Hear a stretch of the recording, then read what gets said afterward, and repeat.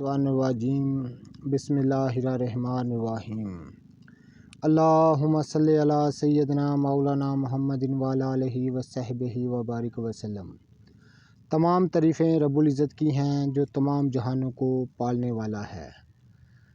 निबातात की इक़साम, उनके नाम, उनकी अफादियत के साथ मैं हूँ हकीम आमिर शहज़ाद डस्का से। नाज़रीन किराम, जड़ी बूटियों की सही शक्ल व सूरत, उनके सही नाम, उनके सही फ़ायदे में आपकी खिदमत में अर्ज़ करता हूँ।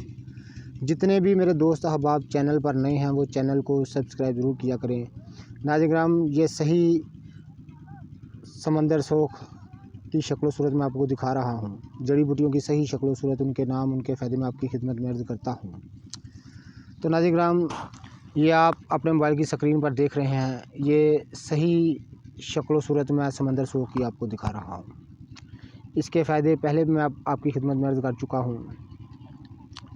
तो ये सही शक्ल व सूरत में आपको दिखा रहा हूँ समंदर सोख की। जरियान एहतलाम का ठाठे मारने वाला समंदर इसकी 2-3 खुराकों में सूख जाता है। जरियान लकोरिया मस्तूरात के अमराज को दूर करने में इसका कोई सानी नहीं है। ये असल हम आपको समंदर सोख दिखा रहे हैं। समंदर सोख के पौधे इस तरह के होते हैं। ये एक जंगली बूटी है। पाकिस्तान, हिंदुस्तान और दीगर हमसाया ममालिक में कसरत से पैदा होने वाली एक जंगली बूटी है। इसको समंदर सोख कहते हैं, समंदर पात भी कहते हैं, कई नाम है इसके, लेकिन मशहूर नाम इसका समंदर सोख है।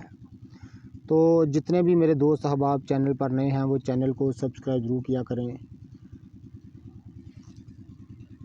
और निबातात की इक़साम तफ़सील जानने के लिए हमारे चैनल का विज़िट कीजिए। बहुत सारी निबातात की तफ़सील आपको मिल जाएगी।